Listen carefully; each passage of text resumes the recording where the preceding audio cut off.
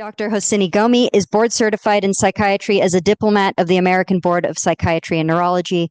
We are so excited to have him here tonight, giving us the latest science around seasonal affective disorder and its effect on the brain. Thanks so much. Yeah, so today, the folks here asked me to talk about seasonal affective disorder, although I think people colloquially know it as different things. So we'll try to touch on a few of the different terms used and so on. But I want to just kind of make today as interactive as possible. I'll tell you some experiences myself from treating patients. I'm a subspecialized in neuropsychiatry, so that means I actually mostly see dementia or neurodegenerative disease. Tends to be rare on the rare side, but this is still very relevant because it doesn't matter, unfortunately, what else is going on. This could affect you. This topic can affect you, regardless of what other issues you might be dealing with.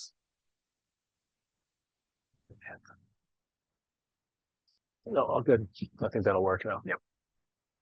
So I don't know if folks want to chime in. Is it easy for folks on the web to chime in, or it's okay? Okay.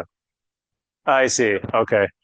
So just out of curiosity and maybe as punishment for those in person, what do you think of, like, when you hear this term? Have you heard it before? I think it's kind of, publicly been used. We say a lot of terms that are psychiatric that are, again, colloquial, not really like, meant to be a diagnosis. So what is it? Anyone want to say anything? What it means to them? Yeah, we probably hear that a lot. So living in Seattle. Hmm. Yep.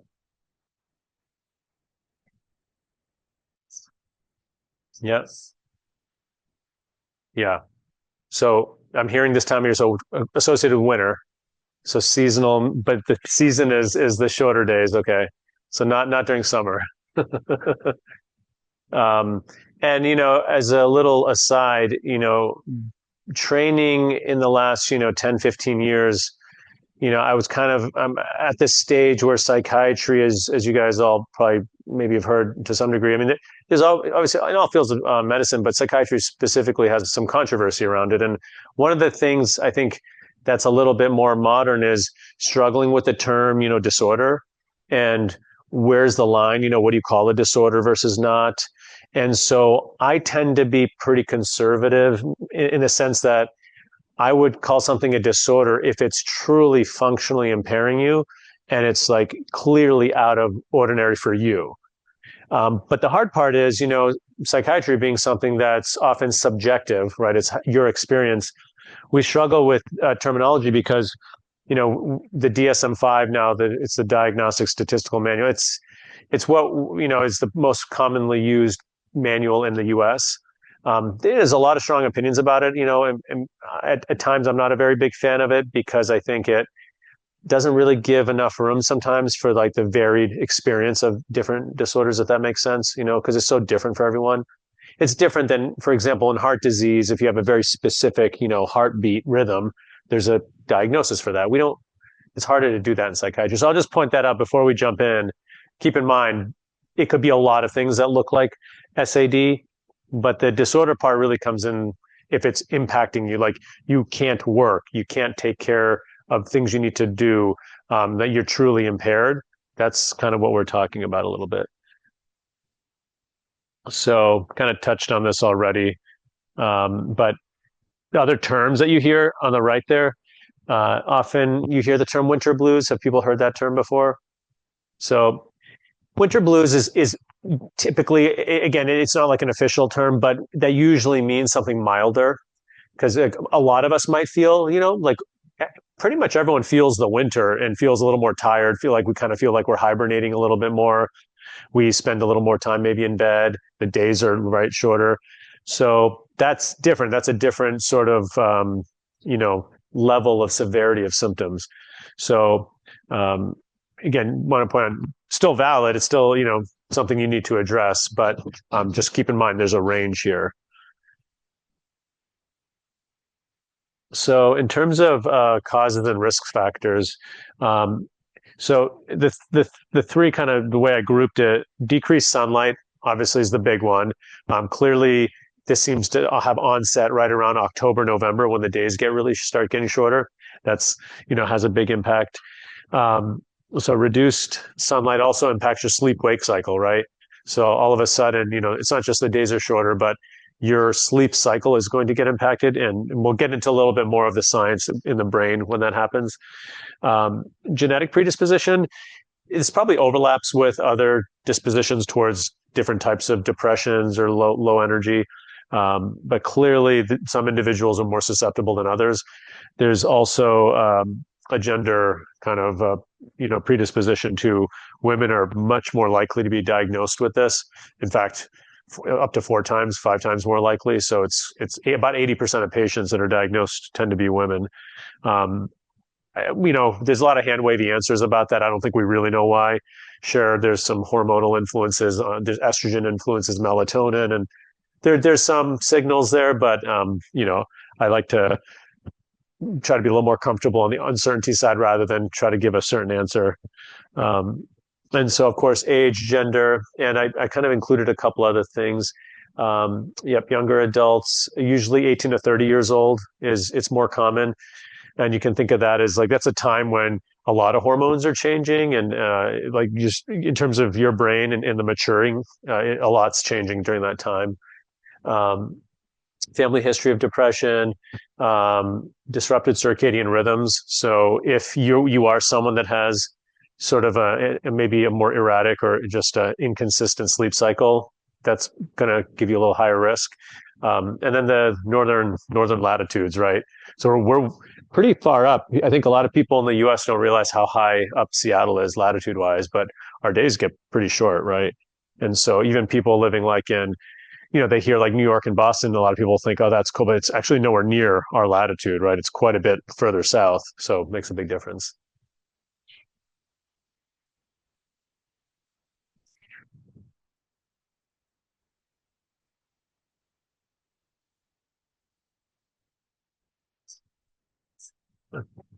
Yep.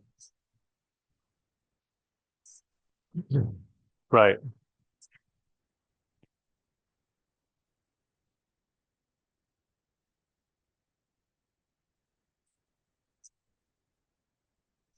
Yeah. I mean, I think there's a good point to that.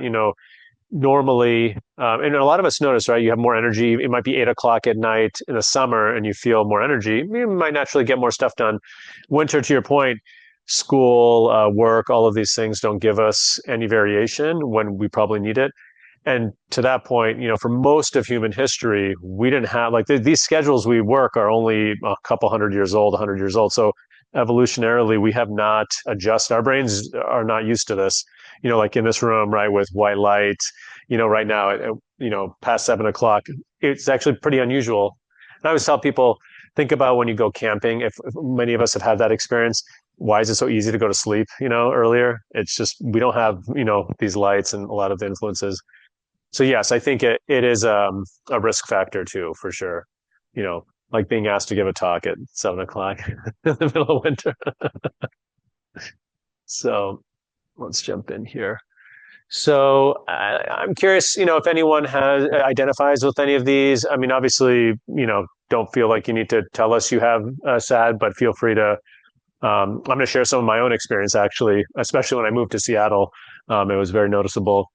So mood is a big part of it, right? You might feel sad, hopeless, despair. Definitely a lot of overlap with depression again. So there's definitely commonality there.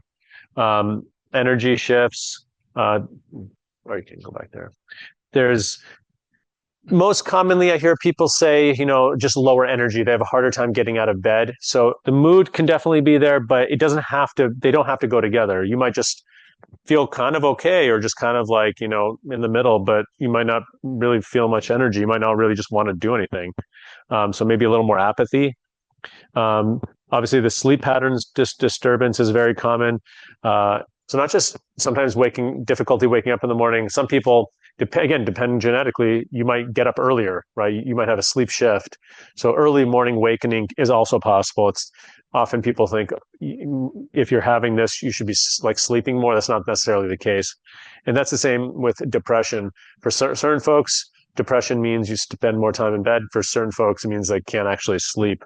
And we know if we do EEGs on folks with SAD or other types of depression, you can see your sleep architecture is actually different. And when you treat it, when you actually get better, your sleep architecture improves. So that's part of the reason for some people, they just get up earlier. They can't stay asleep.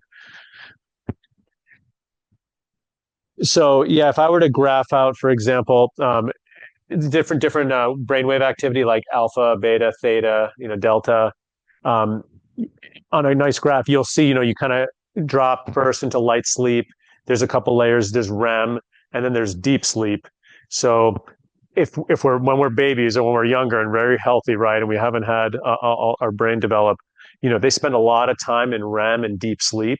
As we get older, age naturally, get a lot less delta, a lot of less deep sleep. We spend much more time in the higher levels of sleep, meaning things like just all these external influences, everything from eating too late to alcohol to, staying up too late, TV, white lights, right? It prevents us from, it messes with our architecture. So we don't get into the deep cycle as well. And depression separately and SAD separately do that too. So for example, if you have SAD or depression, and we watch your brain waves all night, and you spend a little bit of time in REM, you spend a little bit of time in delta, but you spend a lot of time in alpha light sleep. If we treat you with an antidepressant or otherwise treat you, you'll actually see your sleep architecture changes. It gets better. So it's not just the length of time. So I'm not talking, you might sleep 7 hours both, but 7 hours is going to feel a lot more restful than the other. Okay.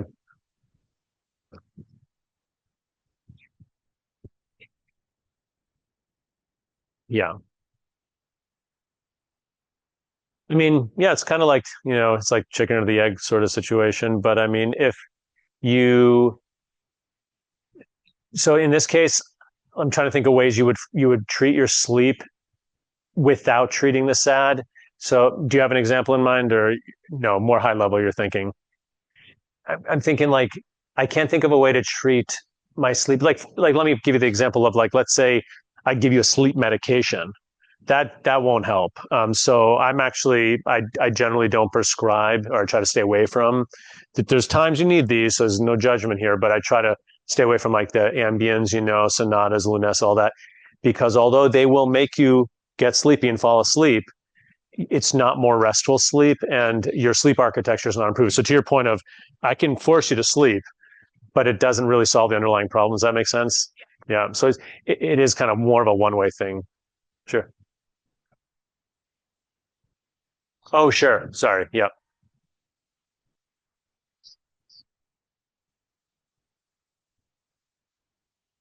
Yeah, so those are things that do help your brain. So, and we can talk a little bit about like kind of sleep hygiene. That's definitely dovetailed here.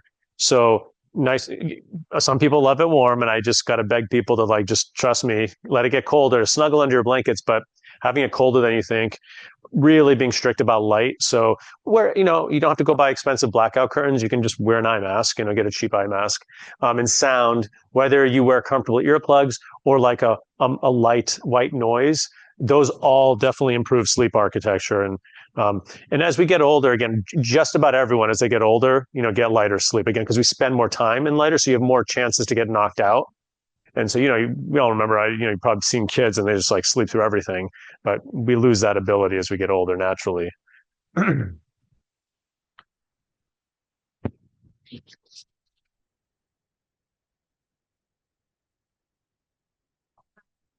Was it again? Cymbalta, yeah.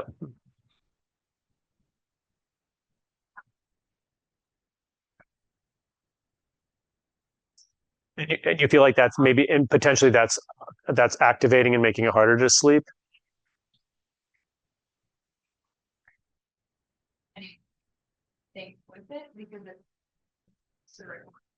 Mm, yeah, yeah.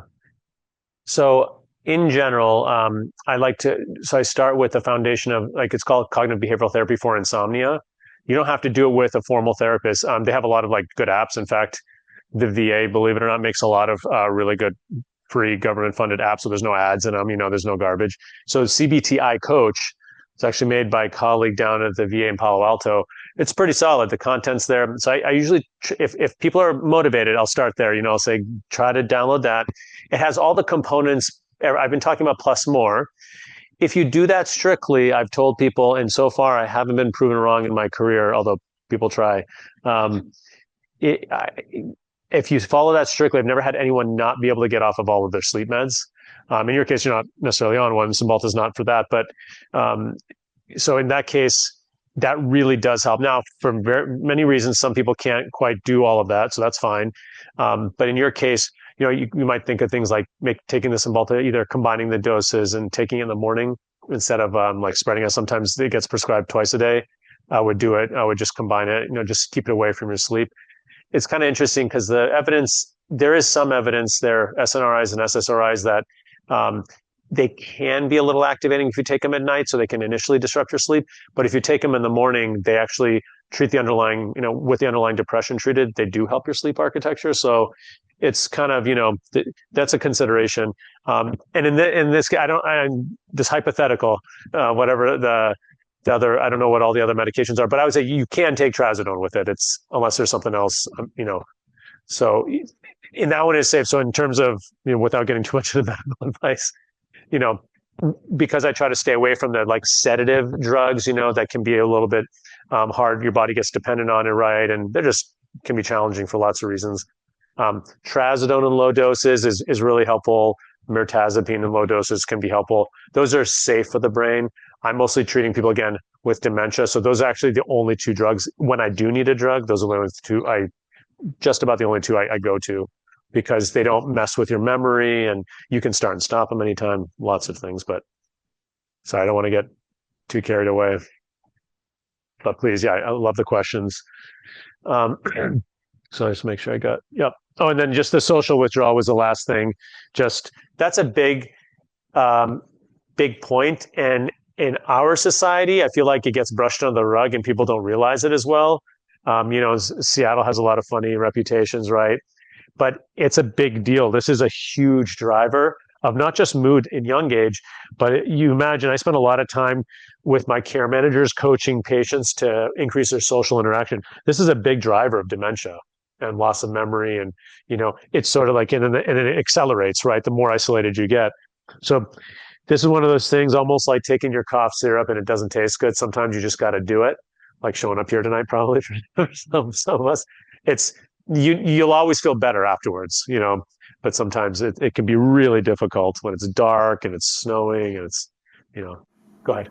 I just wanted to really share quickly that you're talking about people that might have experiences of seasonal, sort of changes. I had this very distinct experience because I went from Australia straight into the Canadian Rocky Mountains as the days were getting shorter there in the north, and I'd never experienced days anything like that short before. And there was a mountain effect as well, so the days were incredibly compressed. It took maybe 4 weeks, and I had such low energy. I didn't feel like seeing people. The social withdrawal really resonates. I was in my mid-20s, so when you mentioned it affects people sort of 18 to 38, to 35 a lot, it just really resonated. But I think having such a huge change in environment, rather than it coming on slowly like it does for most people when they're staying in one place, it really sort of alerted me to that because I hadn't experienced it before. That's a good point. That's a big shift. Yeah. That's a big risk factor, like a big move like that. Absolutely. Yeah, right. And such a time difference too. So your circadian rhythm was going to be messed up for a while. So the mind-body connection in SAD. So brain chemistry, of course, there's key neurotransmitters changing, serotonin, melatonin. Those are all contributing factors. We've touched on circadian rhythm. Can't emphasize this enough. Circadian rhythm is a big deal, and we kind of can't live a normal life like in the city, right, without it being disrupted. It's not really, I mean, I don't know anyone where I would say it's like totally normal. And so we have to really work hard to try to get close to normal. It's like a challenge for everybody, but it's something, that's worth pursuing. And then physical activity, lack of sunlight can lead to decreased physical activity. So that's one thing. And then even just things like getting up in the morning, just first thing in the morning, like going outside and to kind of just like, even if it's cloudy, if you kind of look to the sky, without looking at the, obviously don't look at the sun, but you know what I mean? That's actually, that's powerful. That can give you some really good, because a cloudy sky is still a lot brighter than you might think. Um, so all of these things kind of play together. Um, in terms of sleep, well, because since we've been touching on that, there's two main drivers of sleep. Circadian rhythm is one, and I'll talk a little bit about the neurotransmitters related to that. That's what we typically think of the sun cycle, right, day and night. But separately, we have adenosine in our bodies that builds up during the day.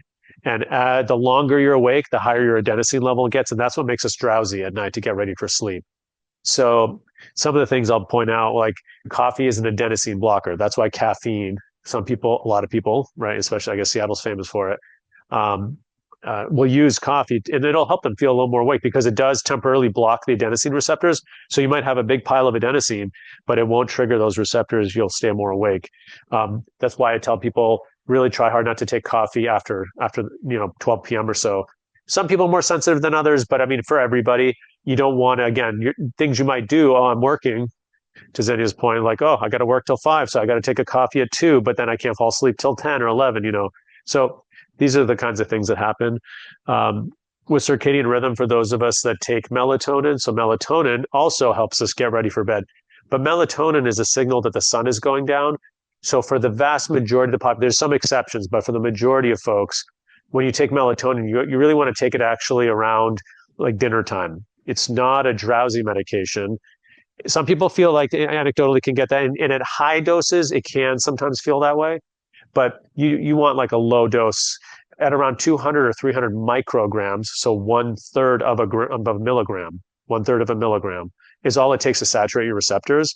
There's various marketing pharmaceutical reasons why when you go to the store they sell 3, 4, 5, 10 milligram pills.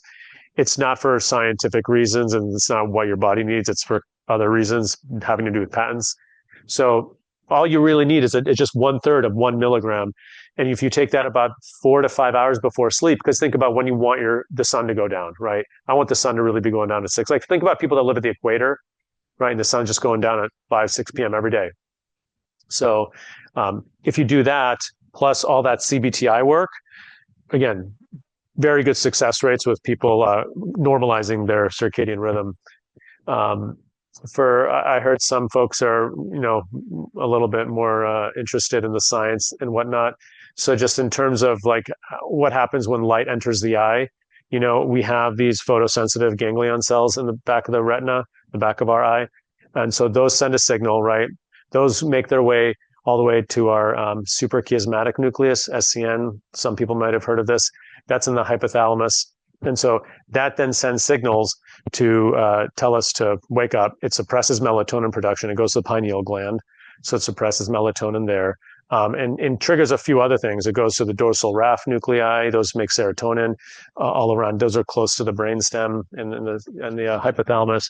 So different parts of the brain. So it triggers serotonin production. There's, and you can imagine it's linked to a lot of places.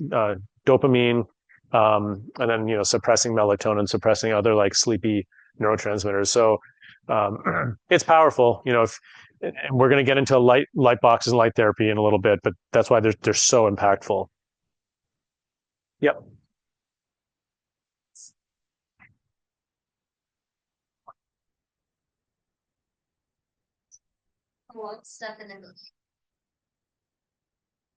Mm-hmm.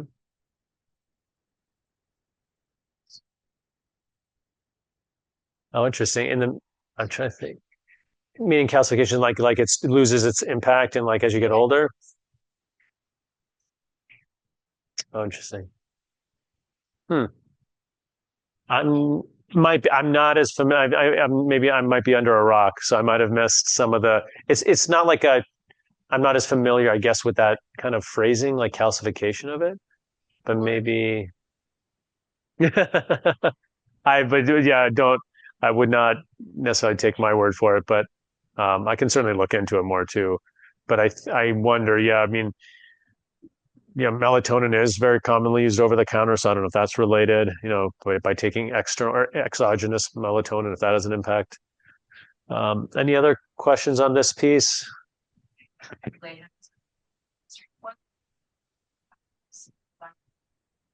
That's yeah. So that's yeah. You're well. It is in here, but yeah, absolutely. So vitamin D supplementation is part of like a normal treatment plan for SAD.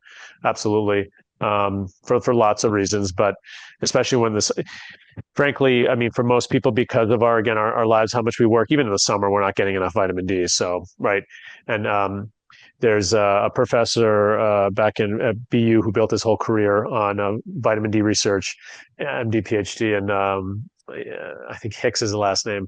Really famous guy. He was the one he campaigned for years to get the USDA to up the daily recommendation from 400 to 1,000, which I believe it's still at 1,000. But he's wanted it at 5,000 for like 20 years, and that's what I typically tell patients is take about 5,000. I use international units. So no matter he did this funny study where he actually has pictures of in one of the studies of him standing in the middle of winter with snow on the roof on one of the Boston University buildings with like electrodes and sensors all over his body with no clothes on to prove the point. He's like, you're not getting any vitamin D in the winter, and so that was kind of a famous like he's just trying to make that point. In the summer you can, but again, different skin pigmentations. I mean, there's just a lot of reasons. And I've done some just little anecdotal work myself. If I spend with like 80% of my body exposed for even a couple hours, I'm getting like 20, 30, 40 like I use. I mean, it's not enough. So yeah, I take 5,000 a day myself. But yeah, it's a big part of it. And it's related to bone health and all kinds of other things too. Now we negative a supplement. Mm-hmm.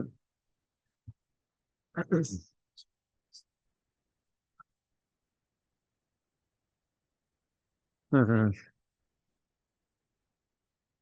In general, when it comes to supplements, especially fatty type of stuff like fish oils, vitamin D's, like things that are a bit more oily, it kind of goes in line to me. Just the way I think about it is, when your body's waking up in the morning, I mean, that's when your stomach's on. That's when it's going to do most of absorption. Your stomach does not want to be working at night. And so to your point, it's not going to do as well of a job absorbing. That's actually a big driver, again, of sleep. Good sleep hygiene means really trying not to eat anything at least 3 hours before bed. It's letting your body shut down. And so same goes for supplements. Because yeah, I've folks that take all kinds of stuff like I just take it at bedtime. I'm like, your body's just just doesn't want to do that, and that's pretty universal. If certain medications, sure, it depends. They're water soluble, they absorb very quickly. But yeah, some supplements, I mean, it's like you can they get pretty big. It's like a fistful of stuff. You don't want your stomach working. Anything else? Keep going. So cognitive behavioral strategies for managing SAD. There's some overlap here. We mentioned cognitive behavioral therapy for insomnia. CBT has been around a while, and something I like about it is there's now manuals you can pick up on your own. The library has some. You can order them online. But what's nice is the first level, you can do a lot of this on your own. I've done a number of manuals over the years myself. There's a time and a place to bring in a professional help and have a therapist, but there's quite a lot you can do. Again, if you're self-motivated, for folks that are here at the talk, online, clearly you're motivated, right? You're interested. And so this is an avenue. But the kind of the three buckets that it focuses on. So classic cognitive behavioral therapy, one, this is across all, no matter what you're treating, identifying negative thoughts, right? And so regardless of the cause of your, if it's seasonal affective disorder, if it's major depression, you're going to have this is a pretty common struggle, right? Negative thought patterns. I would point out, this might seem sometimes a little bit silly, but when you do it in a structured way, it is impactful. It is very helpful. In fact,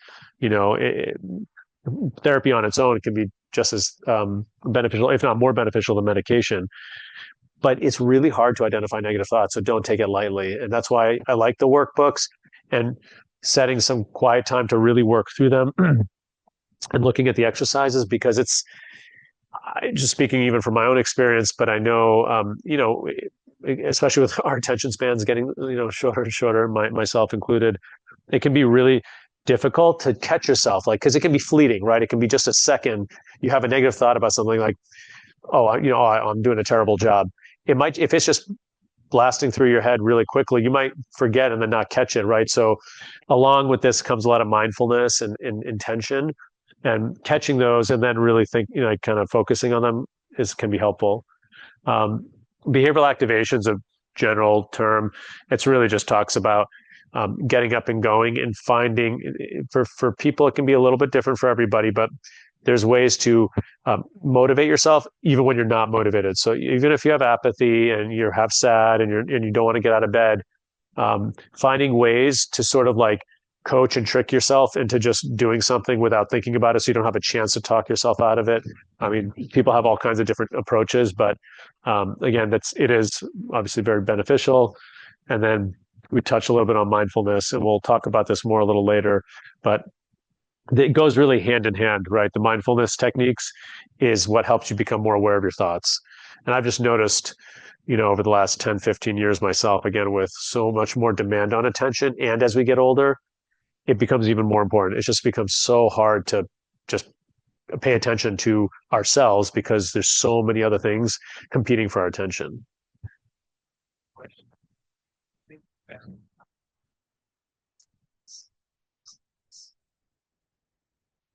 Example, and they don't feel like doing political activities or hobbies. Is that easy to get stuck in that like endless scroll with on or Yeah, big time. what is good? Right. So, challenges. Most group. So about this, so like Yeah. Yeah. Absolutely. I mean, that's very much the case. There's a lot of easier options now, more than there were before. And for everyone, it's a little different. For me, I know no matter how I'm feeling, if someone else is relying on me, I know that's like I'll show up. Um, and so, for example, I run a couple days a week at like 6 a.m., even in the dark, year round. But I rely on someone who's more naturally peppy at that time. And so they'll come, and in the last like 6, 7 years, I think maybe 5 occasions. So not like once a year, they're at my window, like banging on my window because I've slept in. So most of the time though, man, I'm up and I'm like, even if I'm just like, I don't want to do anything else that day, I don't want to work, but I literally no desire to do anything else. But if once I get back from that, you're in a totally different state. Like my body and my mind, everything's different. So that's what the social piece comes in big. Like find ways to, maybe for accountability, because you don't want to beat yourself up. You don't want to put yourself out and make a bunch of goals and then not do them and then feel worse about it, right? Baby steps, like try to do one little thing differently, at first for one day, and it could be that, it could be having someone, hey, tell someone, a loved one, call me at this time and don't let me get away with it. And there's all kinds of, now there's apps for apps, right? There's apps to like shut off your other apps and watch your other apps. And it's like, so, there's lots of things you can try to do. That stuff doesn't tend to work. Just kind of like, oh my gosh, forget you app. I'm going to use my other app. So yeah, I usually need other people, but.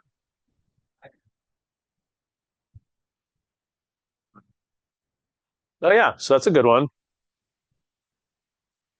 Nice. Yeah. Yeah. So those are good. So things that, yeah, add those few extra steps, they are helpful. So that's a really good one. So putting your internet router on a timer so that it shuts off at a certain time was the comment. So very good idea.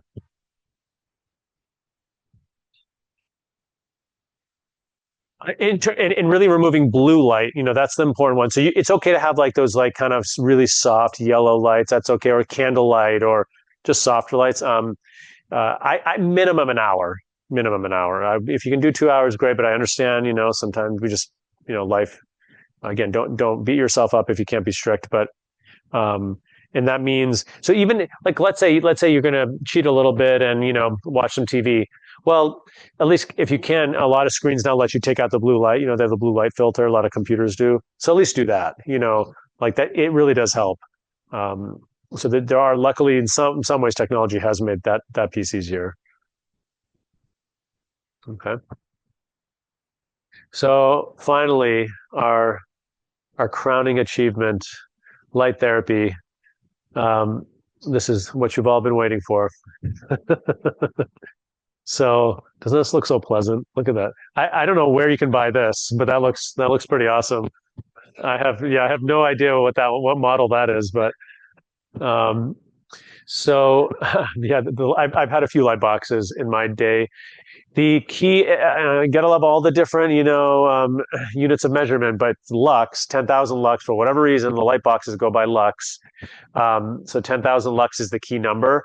There are plenty of light boxes on the market. Many of them are lower. They're not bright enough. So if they're less than 10,000, I really wouldn't bother. So they need to be at least 10,000. And that's pretty uncomfortably bright. It kind of feels like the sun is in your eyes. So that's how it should be. And so this is another way. Again, if you're in Seattle, so when I moved here and I was in residency, I had a portable one that I would, because we were always, in the hospital, different places. So whichever computer I would end up at, I would set it up and put it on first thing in the morning. Because, I never saw the light. I mean, for a few years, like in the winters, I didn't see it. It was dark when I went to work. It was dark when I left. And so first thing in the morning is when you want to take it. When you get up, ideally 30, 45 minutes, you don't need more than an hour. So 30 to 60 minutes. But I tell people it should be 12, 14 inches from your face. So it's pretty close, because a lot of people put the light box on in the room, and they're just like washing the dishes and stuff. I mean, it's better than nothing, but like that's not going to really trigger all those neurotransmitters we talked about. So you want it. So usually I say it's okay if you're eating breakfast or even on the computer or reading, whatever you're doing. But when you're sitting still, it's like right here, and you're not looking. Again, it's going to hurt your eyes if you look at it. But it takes getting used to. Some people will say, "Oh my God, it's so bright." And I was like a big champion for it. So at the university, I got a couple of the staff to start using it. And they were like putting paper in front of it. But you get used to it, and it really is impactful. I'll say from personal experience, it was massive effect for me. It was incredibly helpful. I was just looking up the one that I have, which is like 10,000, probably at the max. It has different levels. Yeah. Can you just if it is too bright for your eyes, or you're prone to migraines or whatever, can you leave it at a lower level? No, deal with it. No, I'm just kidding. The 10,000 lux is really what they've studied that triggers the melatonin suppression and the light. But if you're prone to, you gotta balance that. You don't want to trigger a migraine. That's a whole other bag of worms. So, it's okay to use the lower and just kind of I think most people, if you're able to kind of ease yourself up, usually you can, or maybe the first 5-10 minutes, try it and then try to get to that.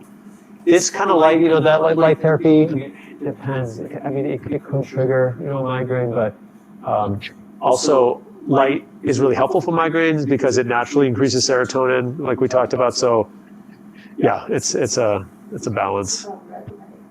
Yeah. That's the one your body's least sensitive to. Does it still work? No, you need the blue light. Yeah. Not for this anyway.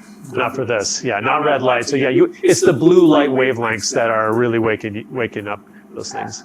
Right. Does it have to be, do you have to take it in through your eyes in some way? Like even if your eyes are closed and kind of facing it, or can you take it in through your skin?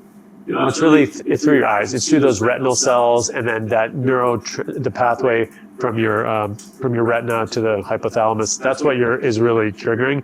But you don't have to look again. The light could be right here, so it's kind of coming in from the side a little bit. Yeah. She shouldn't have her eyes closed in that picture. I think no. This is. I would not do that. I don't know what that thing is. Maybe that thing is brighter. Maybe it's 40,000 lux. I don't know. Because you want 10,000 lux to hit your retina. Is kind of what the idea is, or close to that. It's specific wavelengths of light for those waves? Mainly the blue wavelengths. Yeah. Okay. Are they? Okay, so it's are they called something specific? It's like there's red light therapy. Yeah. But then the lamps that are specific for helping with. They're white, but that's just because it's the cheapest way to make it rather than just having. But yeah, it's the blue wavelengths. I don't know the exact wavelengths, but okay, but yeah. Did you already say how long you're supposed to keep it at 10,000? Try to do 30 to 45 minutes roughly in there. I used one. I eventually, I guess I got used to living here, but I used one for a good 6 to 8 years, I think. and it was very, very helpful. And then I remember, just 1 year, for some reason, I didn't need it, but so that's light therapy. I highly recommend it. If you go on like online, there are some Carex, I think, is one of the brands, if I'm not mistaken, that has a good reputation. They last well. The bulbs last for like a year or two, and then you can just replace the bulbs for a lot of them. So that one is good. But you can do your research. One challenge I've run into is most of the lights, like I got rid of the therapy light I had because you have to remember to press the button. Yeah. And I'm going to be honest, it's like, yeah. even I don't do that every day. Yeah. And so I've been trying to find one that either has a schedule to it, right, or can be used with a physical switch, so you use it with a timer switch. Right. Have you found one like that? It's funny, I looked into that too, and at the time I couldn't find, because they have like light alarm clocks, but they're not bright. Not bright. Yeah, so then, so the physical switch is the only option if you could find one that works with that. But yeah, I had the same issue. And at least a few years ago when I was still looking, I couldn't find one. Any other questions about light therapy? I will say, a couple anecdotal. So, my own experience, obviously, in the positive, it's very effective to the degree that, we've had patients that maybe don't necessarily know they have bipolar disorder or have it, but think it's under good control. And they do the light therapy and they go manic. And then it's, so we've had, I've seen that happen with patients. So I usually tell people, if you know you have bipolar, just be very careful. Just be very mindful. It can trigger mania, so it's extremely effective. Part of why sleep deprivation is actually a therapy for depression as well. On those same lines, I've seen that using it later in the afternoon can also. Yes, so do not use it in the afternoon. Yeah, it's going to mess up that whole thing about melatonin, and it's like you're suppressing melatonin in the afternoon. Yep, for sure. I just have one really quick question about red light. So red light doesn't affect your sleep, like that's correct. Yeah. Like that's another way. Just like if you want some red light to read and stuff, it won't trigger, it won't suppress your melatonin. It won't make you wake up. Considered blue light. Yeah, so it's the blue light wavelengths there, and that's why like on your computer screen, some of them have like they take and it kind of gets yellow at night automatically because it takes the blue light out. That's why it's turning those colors. Yeah. So like in here, if we took out the blue light, it would kind of get that warm, glowy yellow. Red light helps with sleep in that, doesn't it also trigger some melatonin release naturally? I think by virtue of it, not suppressing it, I think, but yes, I mean, so if you're gonna, that's why, a lot of lights, if you want to use that red light is fine. It helps, like with night vision and stuff, or like it doesn't make your eyes, think about it that way, like red light, a lot of people when they use red light, it doesn't like make your pupils constrict, right? Like if you shine a flashlight in someone's eyes, but with red light, you can see fine. Same idea, it's, your retina's like, whatever, it's red light, it's not as impacted. Those ganglion cells don't get saturated that way with red light. Those, I mean, Oh yeah, I wonder, actually, I wonder how bright those are. I don't know what the brightness is, but and that's kind of a different sort of. A soft red light. A soft red light. No, those are very bright. Yeah, soft red light. Don't buy. What do you call that? Is it a name for the bed? Red light therapy panel. It's a red light therapy panel. Yeah, don't use that to read at night. One quick thought on the please. Sort of workarounds for not having a switch or using a timer. There are some Home Depot work site LED little panels, which a couple of them combined could be 10,000, 15,000 lux. So you can actually have those set up in your bed. That's true. I literally did this for a winter. So on a timer, whether it's digital or whether it's one of those little rotating little timers, from the 80s. And so I would have these work lights just at 6:30. That's a good point. Those are very bright. That's a great one. It was pretty cool waking up because I'd wake up half an hour later. I'd set them to come on before my alarm was set. So I was just waking up and just had the feeling of waking up in a bright space. And then I have to remember that it was winter. Because it was like waking up in summer. Yeah. That's a good idea. Yeah. I used a LED skylight that you can get at Costco. But the catch is those require you to do the electrical wiring. So I don't want to recommend that to people. It's reasonable. That's risky if you don't know what you're doing. They're good units though. Yeah. Some people use those for artificial light. Good. Reza, sorry, I had a quick question on that last slide there. Because you're looking at medications as well. And I was wondering if you have patients or if you have experience with just a specific supplement called SAMI, because that's often talked about in relation to SAD. Well, at least is where I feel. And depression too. Has evidence. Yep. Absolutely. SAMI is a studied, kind of over-the-counter type of medication, like supplement. Yeah, absolutely. Has good evidence. It has some evidence actually for migraines too. So lifestyle changes to boost mood and energy, kind of rounding back the exercise piece. And again, for everyone, whatever your body is comfortable doing, if your knees hurt, it might be getting in a pool, biking or stationary biking, it doesn't matter. The big thing is here, if it can be outside, great, because we all know just the fresh air, the natural light helps. But regardless, just getting your heart rate up. So you could do this sitting down, it doesn't matter, but so you're doing something where you're feeling probably a little bit out of breath. You want to get to the point where it's maybe a little bit hard to talk. You don't have to push yourself super hard. But once you get to that level, that's when the studies kind of show the endorphins really, take off, and you get a lot of other health benefits. Healthy diet, that's probably like a humongous topic in itself. I think we all have ideas of what healthy diet are. It is different a little bit for every person, right, in terms of how often it is. And if anyone's out there or everyone's heard, we've had a friend or someone say, "Oh, I only need 4 or 5 hours of sleep." It's not a thing. It doesn't exist. Every study's shown over and over again. People that think they're doing well, we do cognitive testing on them and they perform poorly, but they feel great, because sleep deprivation can give you a little bit of boost of temporarily energy. Like it can make you feel better in some ways, but that you can't conflate that, confuse that with I'm actually cognitively better, right? It's you're not. 7 hours is pretty universally seen as like the minimum for people. So you really, once you go below that, you'll start seeing some issues.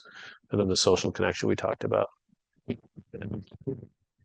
might hit the next. Thank you. Do sleep requirements change in different age groups? I would say, if anything, as you get older, you probably need a little more sleep because of that sleep architecture we talked about earlier. It takes longer to kind of get quality sleep. So like when you're younger, you sleep 7 hours, like you're going through those nice 90-minute cycles and, a lot of REM, a lot of delta.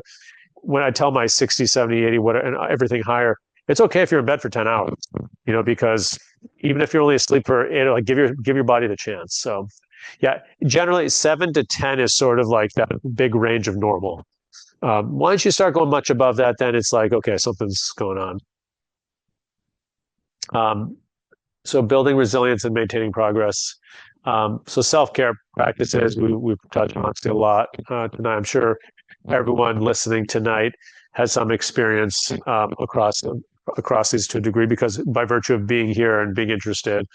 Mindful breathing, and we're going to do a little breathing exercise.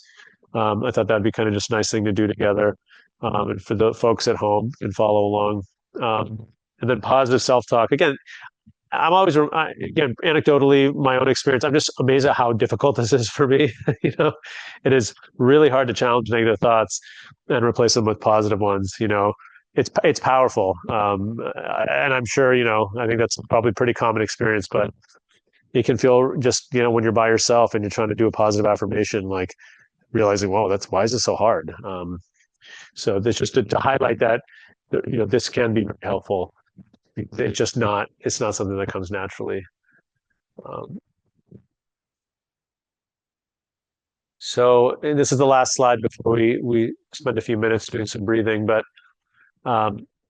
just maybe takeaway for tonight is, spend some time. I mean, just jot down on a piece of paper, like some of the things we reviewed and what resonated with you? What are your triggers? Like what contributes to feeling down in the winter? And maybe there's some things more in your control than you might think, in terms of maybe work schedule or how you schedule certain things. Maybe you just need, if you can, if you have a job that's flexible, or just a schedule that's flexible, a little more time in the morning to give yourself to kind of do self-care before you jump into your day. That's something in more recent years, obviously earlier when I was working, I didn't have any control, but more recent years, that's what I've been able to do. I noticed in the winter, if I can push my like first meeting or whatever I'm doing a little later, I was much more likely to like get up and exercise and do those things, right? But if I have to work at 6 a.m., I mean, the chances of me getting up at 5 are not, it's not very good. So that gets into the developing strategies. Just kind of think what makes sense for you, what resonated tonight, and then in terms of support, again, this is really the social piece, right? If you need to reach out for help, reach out to if you have a primary care doctor or you otherwise have a therapist, or if you don't, I mean, reach out to some local resources. But even support groups, right? There's a lot of them. They're around. I spend a lot of time linking my patients, especially my older patients, right? Even in rural areas, there's almost always some kind of support group available. Online is okay. I mean, it's better than nothing, but I definitely encourage people to go in person if you can. And living in a city, the nice thing is usually something pretty close. I think there's so much benefit, like us being here tonight in person. I think, you just feel like the energy we have is great. So before we jump in, we'll have time after for questions, but anything before I thought it would be nice to I'll walk you guys through a little exercise. Okay. So once you get comfortable, I always tell people if you're crossing your legs, uncross them, try to put both feet on the ground. Again, be comfortable, but you want to be comfortable for a few minutes without having to move. That's part of why I say that. So you don't want your limbs to go numb. And you can close your eyes, you can leave them open. I think if they're open, just kind of soften your gaze, look, maybe pick a point in front of you on the floor. So it's whatever you're comfortable with. I mean, you don't have to have your eyes closed. Okay, so once you've kind of found that comfortable position, just start by taking a slow, deep breath. Breathe in through your nose. You can even count if that helps you. Do what feels natural, count to 3, 4, 5, but nice and slow. And do this a few times. Now, try to focus on, once you take that deep breath in, try holding it just for a second or two. And then when you exhale slowly through your mouth. And try to exhale maybe for a little bit more, maybe a count of 5, 6, or 7. So you want to breathe in through your nose for a few seconds, hold for a couple seconds, and then breathe out slowly.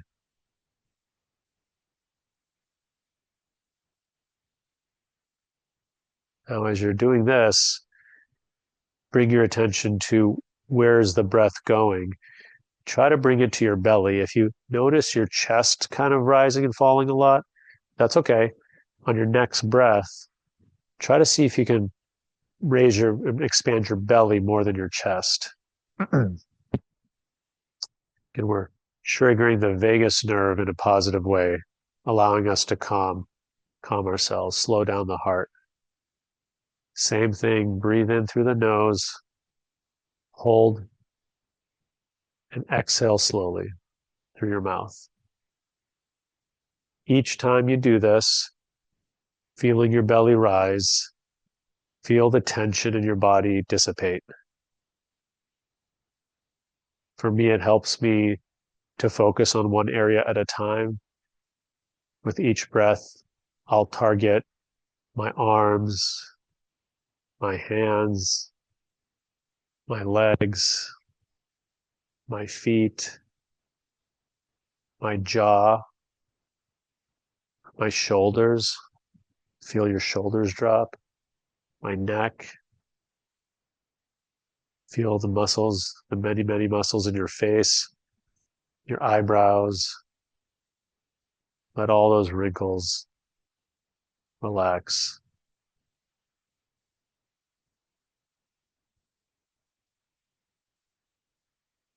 Another thing that's nice as you fall into this rhythm is sometimes I will imagine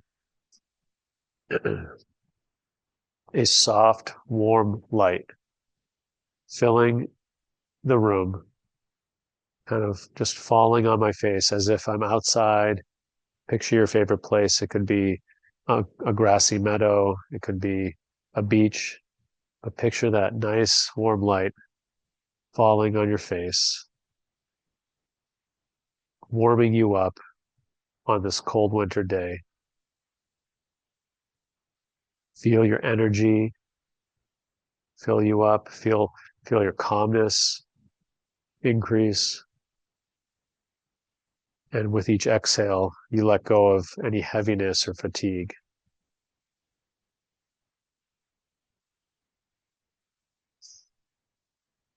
Really feel that warm light on you. Feel your body feel warmer.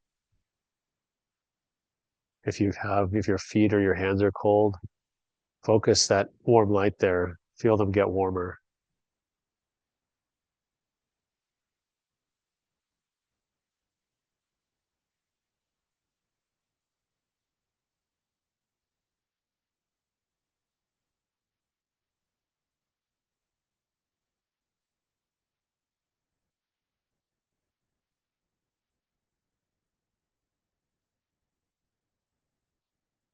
As slowly you can bring your awareness back to the room where you're sitting. For those of you at home, you can kind of wiggle your fingers and toes. If your eyes are closed, you can open your eyes when you're ready. And then maybe take a second, see how you feel. I've done this exercise too with, like temperature monitors on our hands, and seeing just how much warmer you get, without you're not moving, but your body, you can really relax. And with that parasympathetic, tone, you're relaxing blood vessels to, your extremities, so you feel warmer.